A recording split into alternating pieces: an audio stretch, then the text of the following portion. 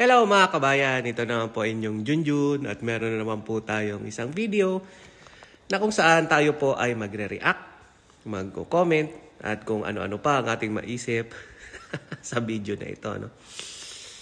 So ang video po na ito ay video ni Sas. Hindi ko siya masyado pang napafollow pero naririnig-rinig ko na yung kanyang name sa social media.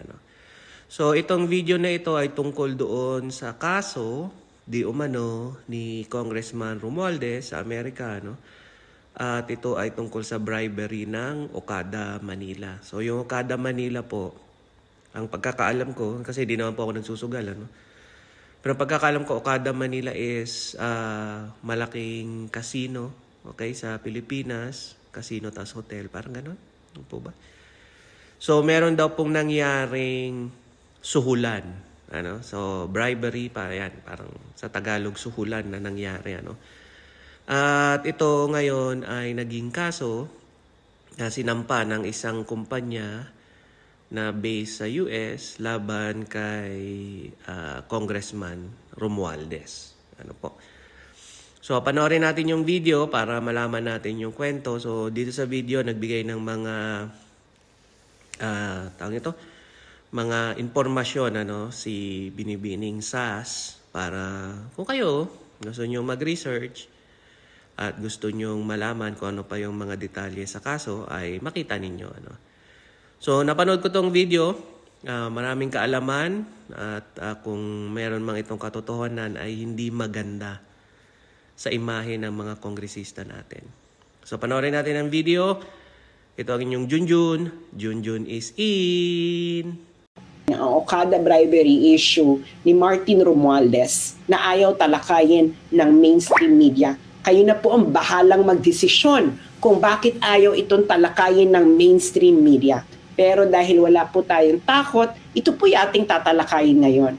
Ano ba itong bribery issue ni Martin Romualdez? Okay.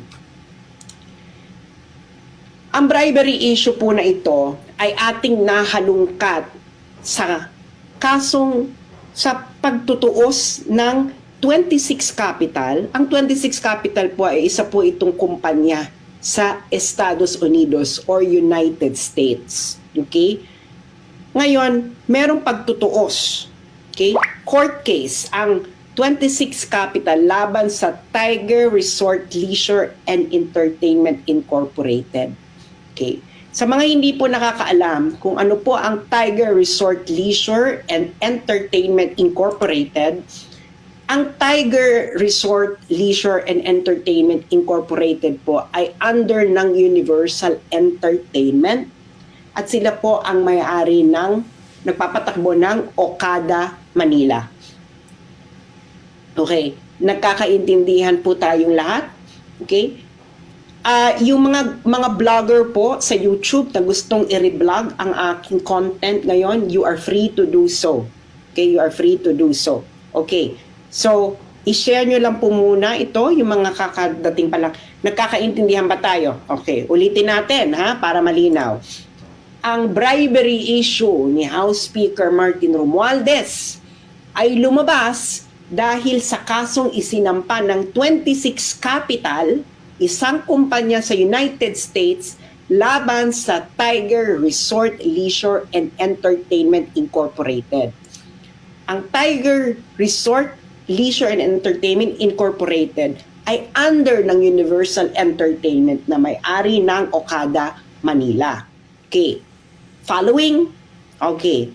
Click share po yung mga kararating pa lang. Click share.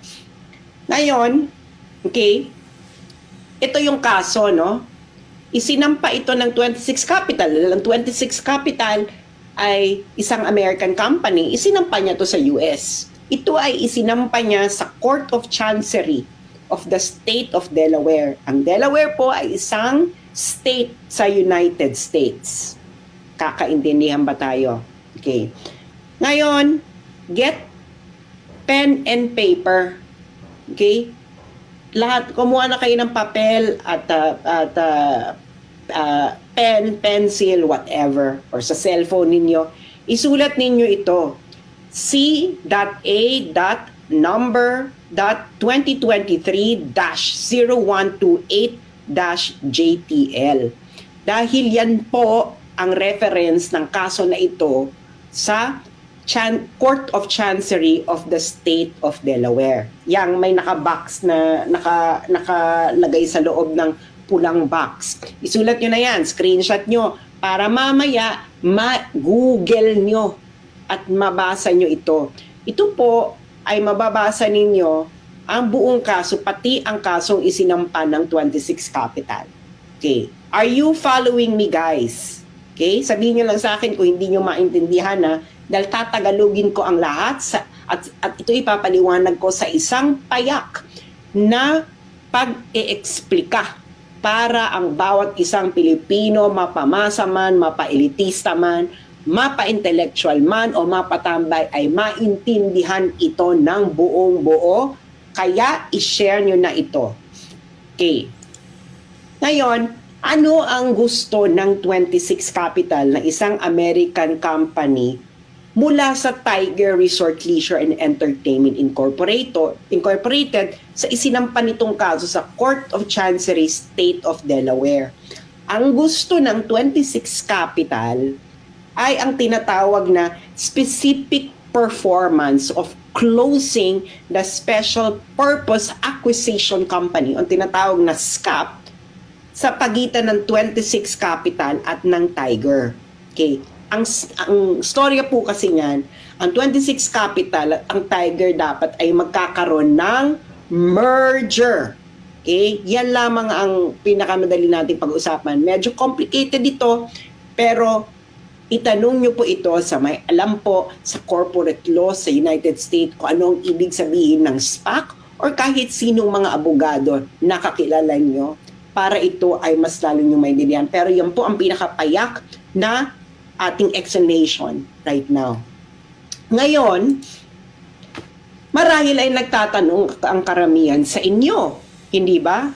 Ang tanong ninyo ngayon, lahat siguro ito ay logical na tanong, ano kinalaman dito ni House Speaker Martin Romualdez? Mga kararating lang, please click share dahil mahalaga itong malaman ng bawat isang Pilipino dahil ito ay isang isyong pinagtatakpan ng bawat isang congressman, bawat isang senador, at bawat isang mainstream media. So ito ang tanong, anong kinalaman dito ni House Speaker Martin Romualdez? Siyempre, di ba? Anong kinalaman niya dyan? Hindi ba? Ito po kasi ang kinalaman, bakit nadawit dito si Martin Romualdez. Sa kasong isinampa ng 26 Capital, laban sa Tiger, sa Court of Chancery ng State of Delaware, ang isa sa accusation ng 26 Capital laban sa Tiger ay ang bribery kay Martin Romualdez para impluwensyahan ang Philippine Supreme Court para ma-regain uli ng Tiger or ng Universal ang kontrol ng Okada Manila. Okay? Yang storya ng labanan ng kontrol ng Okada Manila, i-google nyo na lang yan dahil yan ay laban ng matandang Okada, ng Okada family. Okay? So, para dito lang, dun lang muna tayo ilimitahan. Okay? Kinailang ang accusation ng 26 Capital, ang Tiger at Universal Entertainment, okay, ay nag-bribery kay Martin Romualdez para impluwensyahan ang Philippine Supreme Court para makuha ng isang Okada faction uli ang kontrol ng Okada Manila. Naintindihan nyo? Ngayon, bakit ito ngayon ipinasok ng 26 Capital na issue? Kasi ang gawain na ito ay tinatawag sa Amerika na breach of ordinary course covenant. Ibig sabihin po ng breach of ordinary course covenant, ito ay labag sa practice, industry practice, okay, sa Amerika. Ang bribery po ay labag, okay, labag sa batas ng Amerika, kaya ito ay matatawag na breach of ordinary course covenant. Naintindihan nyo na, okay? Kaya dito napasok si Martin. Okay. At itong specific accusation na ito ng 26 Capital laban sa Tiger ay nabalita sa Japan Times noong August 1, 2023. Ito, Japanese firm accused of improper influence over Manila Casino. Japan Times po yan nagbalita. Hindi po ito basta-bastang publikasyon. Okay? Japan Times. Ngayon, nung pumutok ito last year, kasi August 1, 2023, July 2023, sinampa yung kaso sa Amerika. Nabalita August 1, 2023. Nung pumutok ang issue na ito ang sinabi ito ang naging response. Okay? Ito ang naging response ng ating honorable Congressman, House Speaker Martin Romualdez. Do you know how many children in the world don't make it past their 5th birthday? Way too many. Ever as a bribery scheme, and were you ever involved in it? Well, we've reached this point in our career, and we've known when to dignify questions, queries, or allegations. And when it comes to fake news, we just don't dignify it, and we don't give it any credence. So there's no truth to it, and we just leave it at that. And we just try to focus on the issues that have credibility and. So narinig niyo yung sinabi niya. Ang sabi niya, ayaw niyang i-dignify ang issue na ito na ibinalita ng Japan Times dahil daw ito ay fake news. Okay? Yung mga kakarating lang, please share. Okay? Dahil fake news daw ito. Okay? Kaya hindi niya i-dignify. Sir, but were you ever contacted to appear in the case in the US? No. That's why I'm really very puzzled why this is even coming up.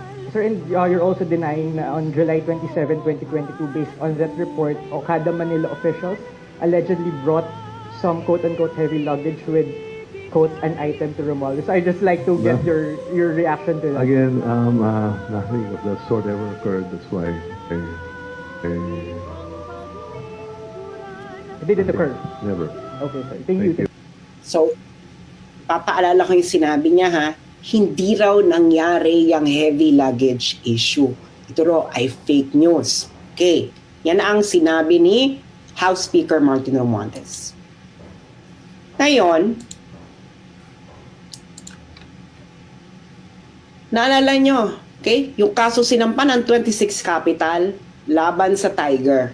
Okay, na-desisyonan ito nung September 7, 2023. Okay, September 7, 2023. Ang nag-decide nito, okay, ng kasong ito, okay, pati na yung issue ng ni-raise ng 26 Capital na nag-engage ng improper influence itong Tiger Resort sa Pilipinas sa pagbabribe kay Martin Romualdez, kasama ito sa naging desisyon kung may nangyari bang ganon.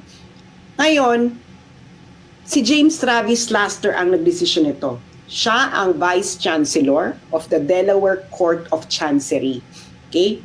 Ngayon, get your pen and paper. Okay? Maybe ilalagay ko dito. I-screenshot nyo yan. Okay? I-screenshot nyo yan. Yang link dyan.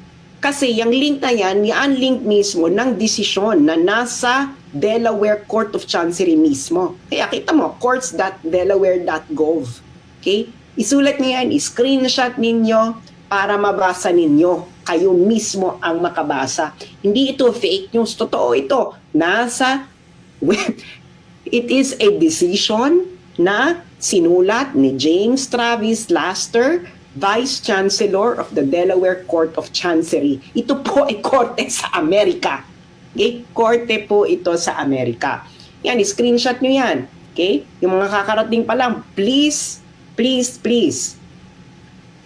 click share. Pag-usapan nyo itong kayong magpapamilya. Okay. Now, let's now go to the decision. Okay? Okay. Ang pupuntahan natin dito is factual background. Okay. Okay. dito sa factual background, sinabi dito na ang trial, ito ay umabot ng 5 days.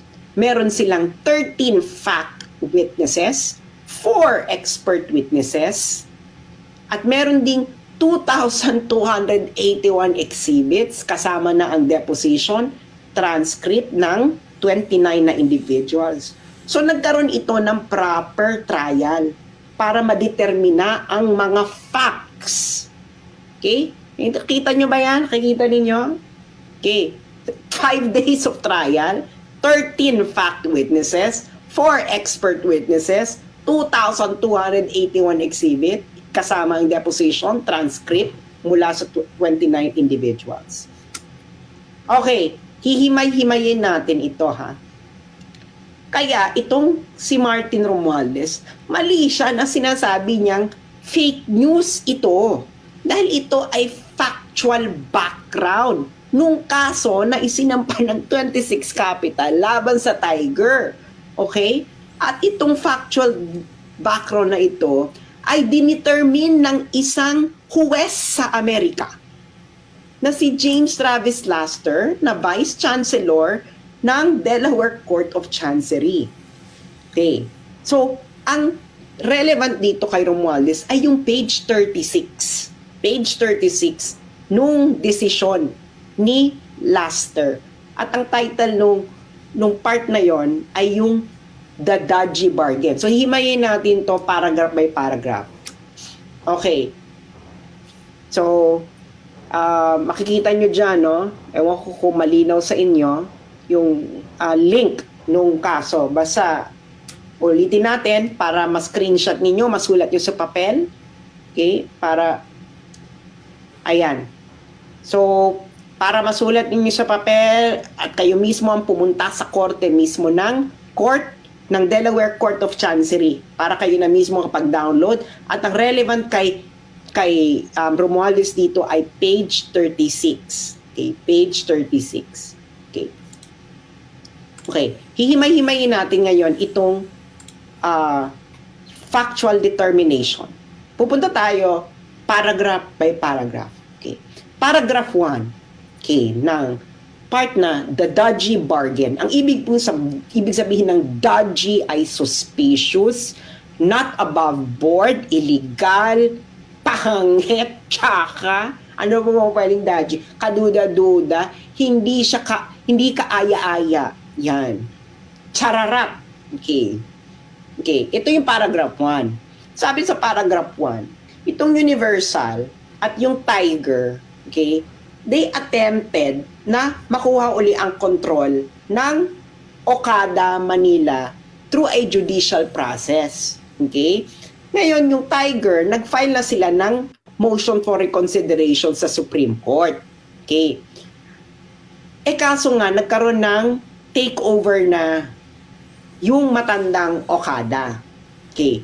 Ngayon, yung pagkatapos ng takeover, yung Tiger, nag-file sila ng supplement noong June 9, 2022 sa Philippine Supreme Court. Yung Philippine Supreme Court, deadma, hindi sila nag-respond doon sa isinampang motion ng Tiger. Ngayon, ito ay paragraphs 2 and 3. Ngayon, nung June 3, 2022, okay? Again, ito ay facts. Okay? Na dinitermina ni James Travis Laster, Vice Chancellor of the Delaware Court of Chancery, sa isang hearing, totoong trial, hindi ito kangaroo court na katulad sa Philippine Congress. Noong June 3, 2022, si Michelle Lazaro, okay, ay nag-suggest ng isang alternative sa judicial process. Okay? Si Lazaro ay director ng Tiger at corporate secretary rin siya ng Tiger. Okay. Yung isang director din ng Tiger na si James Lorenzana, kasabwat ni Lazaro, ay pareho daw nasa elite circles ng Pilipinas. Ngayon, itong si Lazaro, si si Michelle Lazaro, nag-email siya kay Asano Takeuchi at isa pang Universal Director.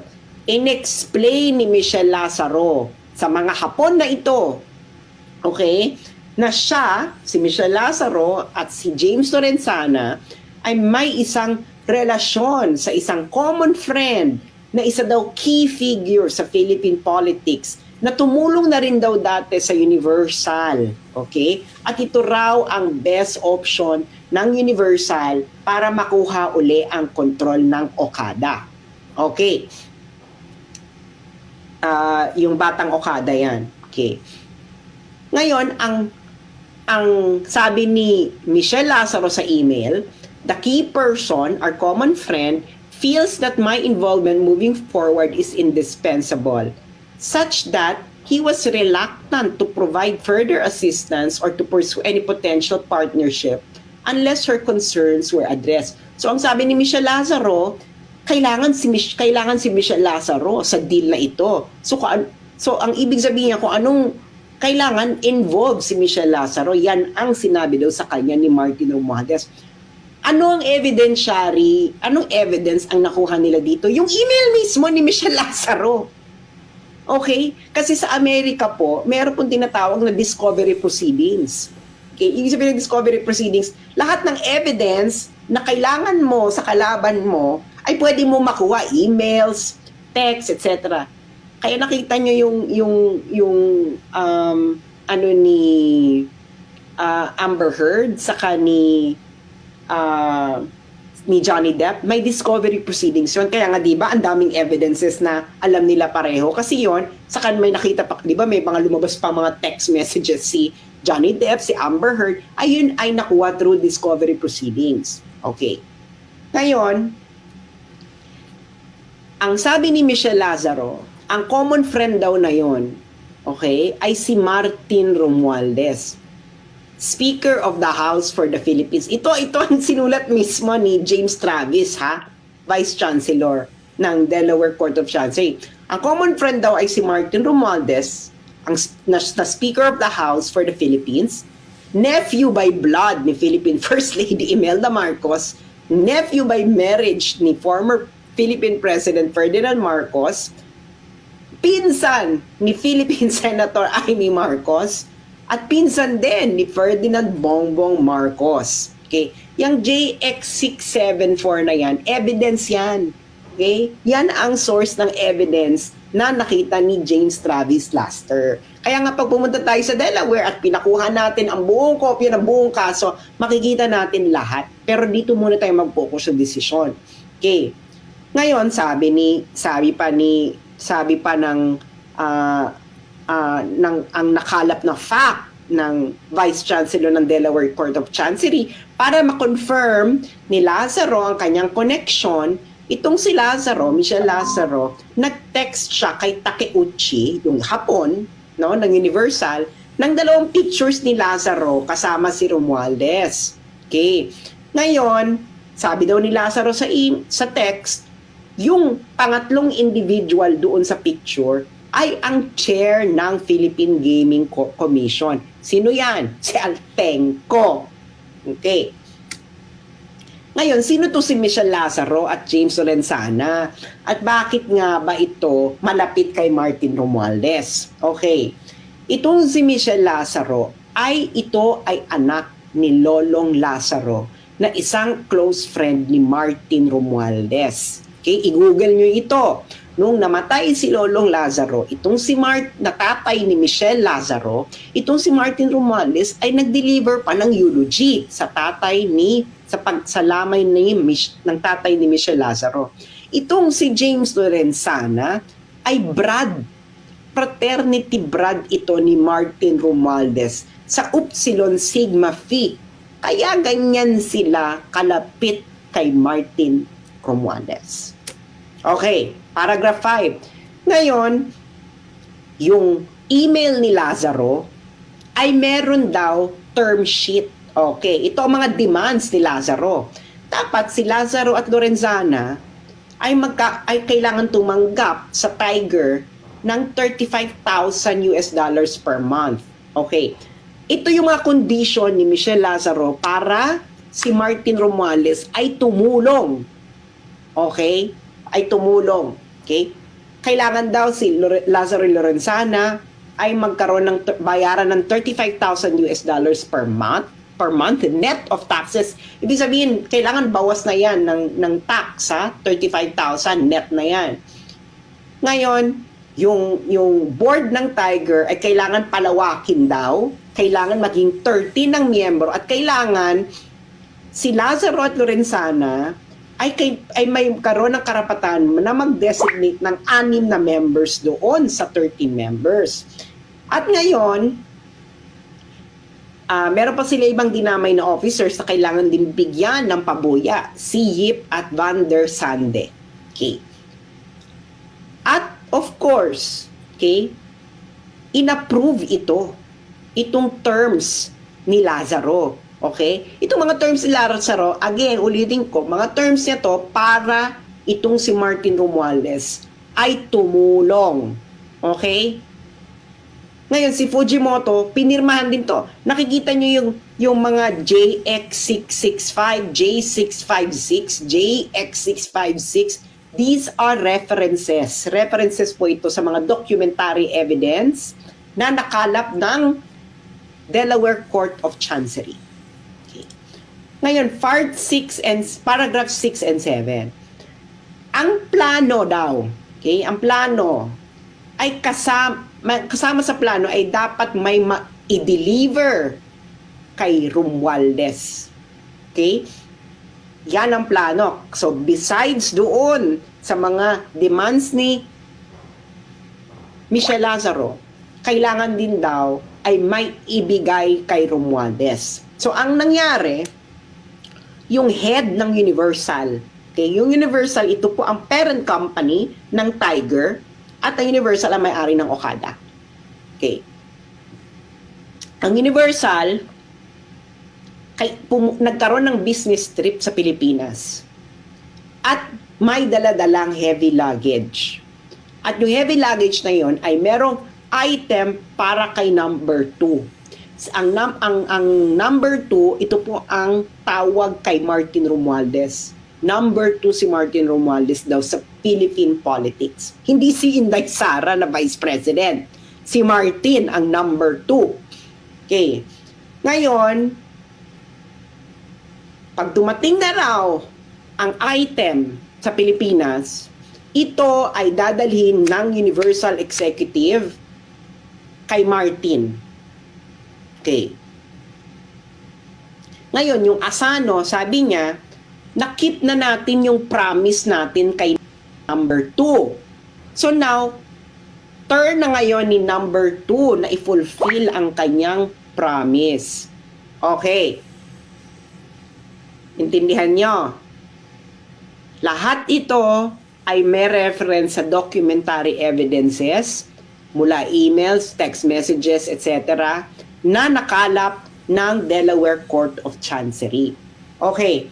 Ngayon, itong next paragraph na ito ngayon ay pinabulaanan na hindi daw ito alam ng 26 Capital. Kasi remember, di ba, yung 26 Capital, dinimanda niya yung Tiger. Sabi ng 26 Capital, itong Tiger, nag-involve to ng bribery issue.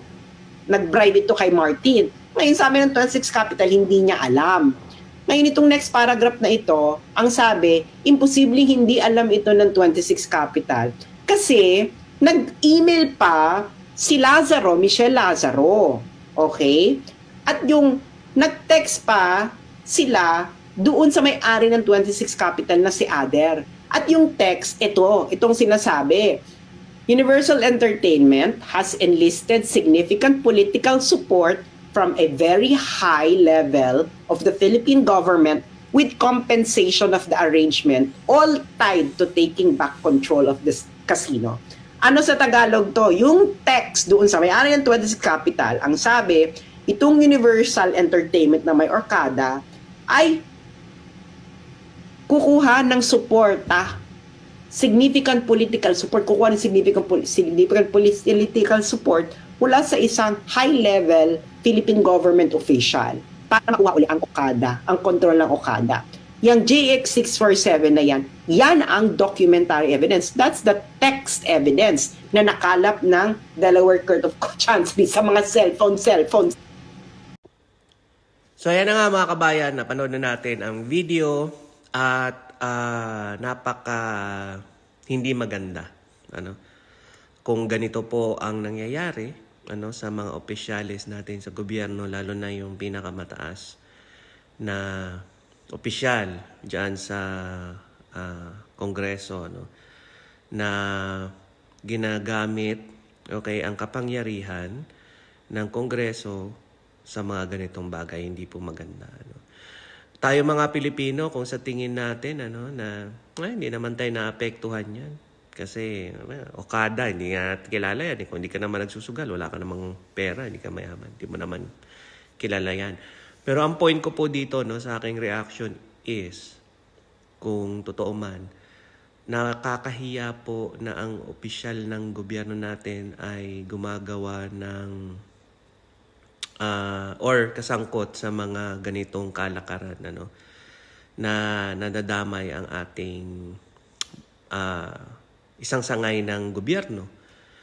Kasi syempre, kung sa ganyang mga bagay nakitaan ng pera ang involved, tapos nandyan sila sa gobyerno, what more pa kaya yung kitaan ng pera naman sa kaban ng mga simpleng mamamayang kagaya natin.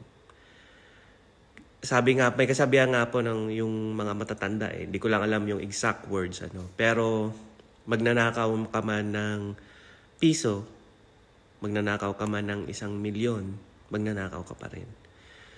So, ayun po ang reaction ko dyan, at napaka nakakahiyang pangyayari po kung totoo man ito sa ating bansa. Salamat po, ito yung inyong Junjun.